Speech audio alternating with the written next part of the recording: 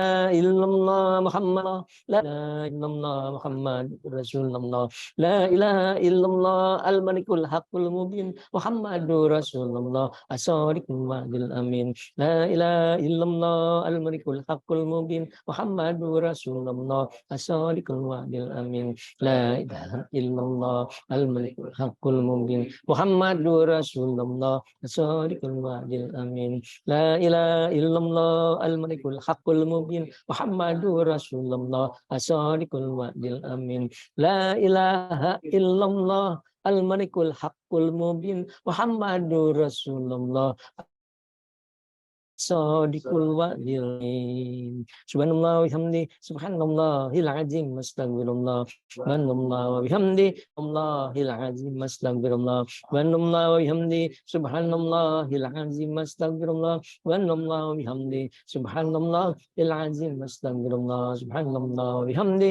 subhanallahil azim astaghfirullah subhanallah wa bihamdi subhanallahil azim astaghfirullah subhanallah wa bihamdi subhanallahil azim astaghfirullah subhanallah wa bihamdi azim astaghfirullah subhanallah wa bihamdi subhanallahil azim astaghfirullah subhanallah wa bihamdi subhanallahil azim astaghfirullah subhanallah wa bihamdi subhanallahil azim astaghfirullah subhanallah wa bihamdi subhanallahil azim astaghfirullah subhanallah wa bihamdi subhanallahil azim astaghfirullah subhanallah wa bihamdi subhanallahil azim astaghfirullah subhanallah wa bihamdi subhanallahil azim astaghfirullah innallaha wa malaikatahu yusholluna 'alan nabi ya ayyuhallazina amanu shallu 'alaihi wa sallimu taslima sallallahu ala Muhammad sallallahu alaihi wasallam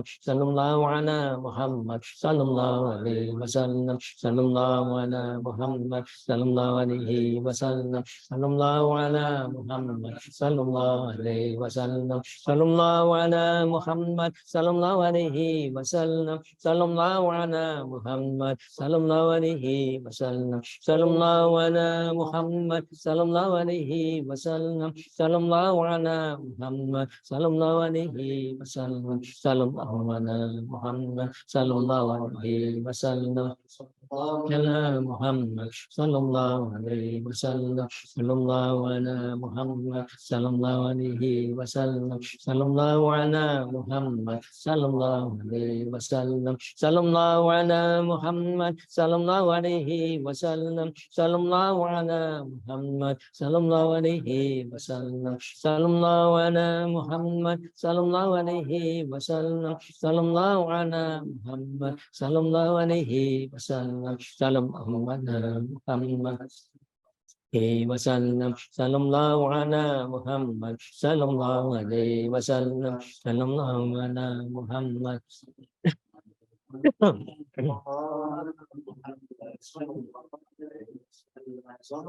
ala Muhammad sallallahu alaihi wasallam ala Muhammad sallallahu alaihi wasallam sallallahu ala Muhammad sallallahu alaihi wasallam sallallahu ala Muhammad sallallahu alaihi wasallam sallallahu ala Muhammad sallallahu alaihi wasallam ala Muhammad sallallahu alaihi wasallam sallallahu ala Muhammad sallallahu alaihi wasallam sallallahu ala Muhammad sallallahu alaihi wasallam sallallahu ala Muhammad sallallahu alaihi wasallam sallallahu ala Muhammad sallallahu alaihi wasallam sallallahu ala Muhammad sallallahu alaihi wasallam sallallahu ala Muhammad sallallahu alaihi wasallam sallallahu ala Muhammad wasallam sallallahu ala Muhammad sallallahu alaihi wasallam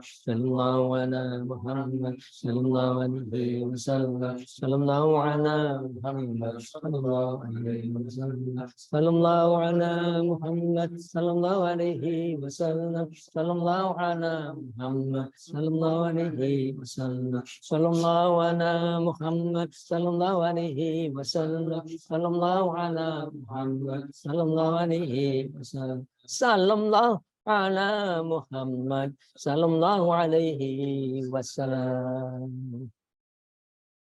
Begitulah kita menyusun sebuah doa, kita mulai zikir, kita tahlil, habis itu kita istighfar. Tadi subhanallah bihamdihi, subhanallahil azim, astagfirullah. Itu seorang sahabat datang ke Nabi, ya Nabi, saya tuh miskin sekali, nggak punya harta. Kata Nabi, bangun kamu di waktu fajar, salat 2 rakaat, baca 100 kali, subhanallah bihamdihi, subhanallahil azim, astagfirullah. Niscaya dunia akan datang dengan tunduk kepada kamu, kata Rasulullah. Artinya niscaya kamu akan jadi kaya. Kita baca itu bukan mengharapkan kemudian jadi langsung ayo kaya. Tapi itu sebuah istighfar yang sangat bagus sekali untuk dibaca. Karena yang kita inginkan adalah karena tidak ada doa yang tidak sampai kepada Allah, tapi kemungkinannya ke satu diijabah, kedua dipakai menggantikan dosa. Wa yukaffiru anhum min dzunubihim. Dan kebanyakan kita doa kita habis buat menutup dosa. Itulah makanya kita minta ampun dulu supaya kita punya dosa, supaya kalau kita berdoa Allah akan mengabulkan doa kita. Kita sudah istighfar, sudah minta ampun, sekarang kita doa, Allah akan mengabulkan doa kita. Amin. Subhanallah walhamdulillah wa la ilaha illallah wallahu akbar. Wala haula wala quwwata illa billah adada ma alim Allah.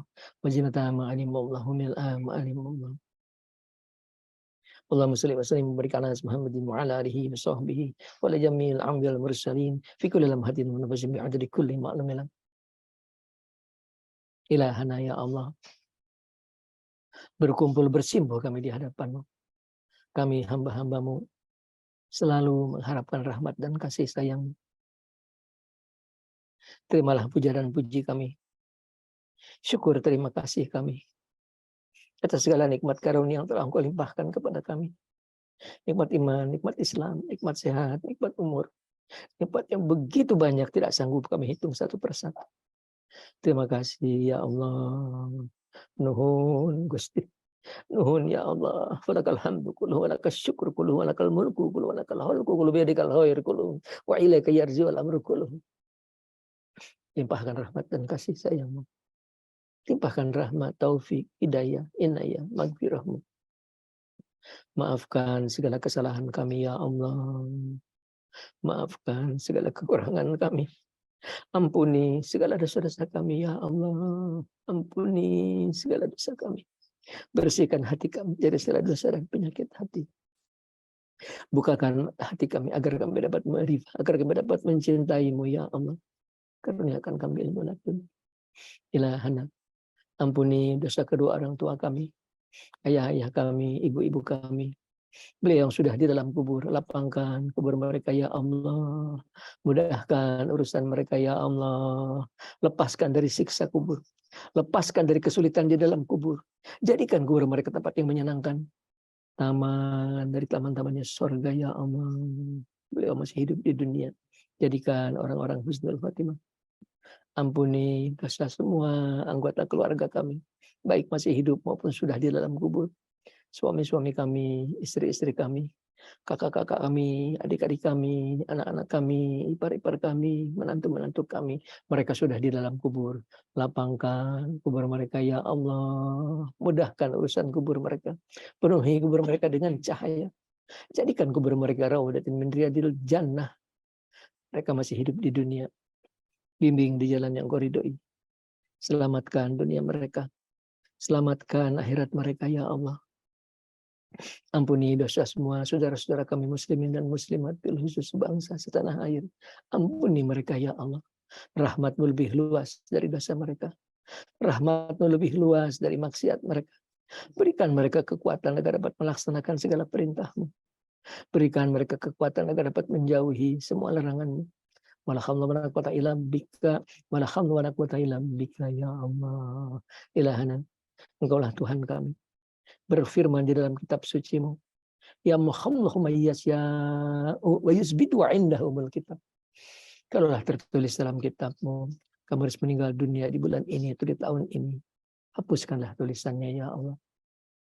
Kalaulah tertulis dalam kitab-Mu, kamu harus meninggal dunia di minggu ini atau di bulan ini atau di tahun ini, hapuskanlah tulisannya ya Allah. Kalaulah tertulis dalam kitab-Mu, anak-anak kami, cucu-cucu kami, mantu-mantu kami harus meninggal dunia di hari ini atau di bulan ini, di tahun ini, hapuskanlah tulisannya ya Allah. Kalaulah tertulis dalam kitab-Mu, anak-anak kami, cucu-cucu kami, mantu-mantu kami harus meninggal dunia di hari ini atau di bulan ini atau di tahun ini, hapuskanlah tulisannya ya Allah. Berikan kepada kami semuanya tambahan umur yang banyak untuk bekal kami ibadah kepadamu sampai umur kami di atas 90 tahun. Berikan kami umur yang panjang, yang banyak. Berikan kami tambahan umur yang banyak sampai umur kami di atas 90 tahun. Di dalam sehat, di dalam taat kepadamu, di dalam ridho-Mu ya Allah. Jauhkan dari ajab sengsara dunia akhirat. Jauhkan dari godaan setan. Jauhkan setan dari kami sebagaimana jauhnya mereka dari rahmat Engkau. Putuskan setan dari kami sebagaimana putusnya mereka dari rahmat Engkau. Berikan kami kekuatan iman Islam, kekuatan lahir, batin, jasmani, rohani. Ilahana ya Allah, berikan kami kekuatan agar dapat melaksanakan perintah. Berikan kami kekuatan agar dapat melaksanakan segala perintah. Berikan kami kekuatan agar dapat menjauhi semua larangan. Berikan kami kekuatan agar kami dapat menjauhi semua larangan. Berikan kami kekuatan agar kami dapat bersyukur atas segala nikmat yang Kau limpahkan. Berikan kami kekuatan agar kami dapat bersabar setiap langkah hidup kami jalani. Wala haula wala quwata illa bika, wala haula wala quwata illa bika, wala haula wala quwata illa bika. Ilahana ya Allah, memohon kami kehadirat-Mu. Limpahkan kami rezeki yang luas, yang halal. Buat kami ibadah kepada-Mu ya Allah. Allahumma sholli wa sallim mubarik ala Muhammadin bi adadi anwa'i rizqi wal buduhan. Ya basitul yabsut rizqu liman yasha bighairi hisab. Ubsut alaina rizqan wasi'an halalan. Ubsut alaina rizqan wasi'an halalan min kulli jihatin min huzaini wa ibika. Bikrimanati mahlukin bimahdi badai wa karumika ya Rahman. Memohon kehadirat-Mu ya Allah. Sembuhkan kami dari segala penyakit yang kami derita. Rabbana azibil ba'sya. Isfina ya Allah. Sembuhkan kami dari segala penyakit yang kami derita. Rabbana azibil ba'sya. Isfina anta syafi. Anta syafi. Anta syafi. Anta syafi ya Allah. Ya Allah. Rabbana azibil ba'sya. Sembuhkan kami dari segala penyakit yang kami derita ya Allah. Rabbana azibil ba'sya. Isfina anta syafi. La syifa'an illa syifa'uka. La syifa'an illa syifa'uka. Syifa'an la jirusakuman ya Allah. Memohon kami kehadirat-Mu. Jadikan semua keturunan kami, anak-anak kami, cucu-cucu kami, cicit-cicit kami, orang-orang yang soleh, soleha, orang-orang yang takwa kepadamu ya Allah, orang-orang yang selamat dunia akhirat, orang-orang yang berikan kebahagiaan dunia akhirat. Memohon kehadirat-Mu dengan segala kekurangan kami, dengan segala kelemahan kami, dengan segala kekotoran jiwa kami. Memohon kehadirat-Mu ya Allah, Tuhan kami yang maha suci, Tuhan kami yang maha kuasa, Tuhan kami yang maha agung, memohon dengan segala keagungan cahaya wajah-Mu, dengan segala kemuliaan, ketinggian, kekuasaan diri-Mu. Kabulkanlah permohonan kami, kabulkanlah permohonan kami, kabulkanlah doa kami ya Allah.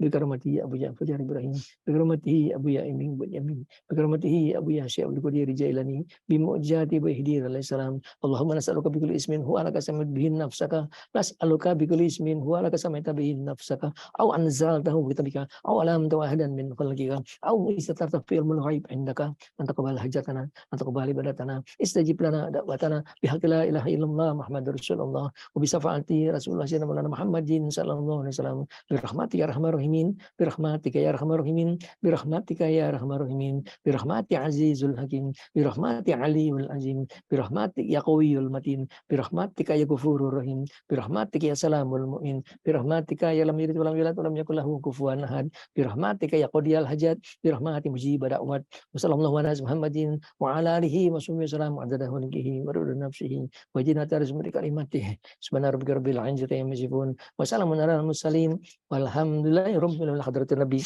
Muhammadin sallallahu alaihi wasallam. Al-Fatihah. A'udzubillahi minasyaitonir rajim. Bismillahirrahmanirrahim. Alhamdulillahi rabbil alamin. Arrahmanir rahim. Maliki yaumiddin. Iyyaka na'budu wa iyyaka nasta'in. Ihdinas siratal mustaqim. Siratal ladzina an'amta 'alaihim ghairil maghdubi 'alaihim waladdallin. Amin. Demikianlah, lebih kurangnya mohon maaf lahir batin. Assalamualaikum warahmatullahi wabarakatuh.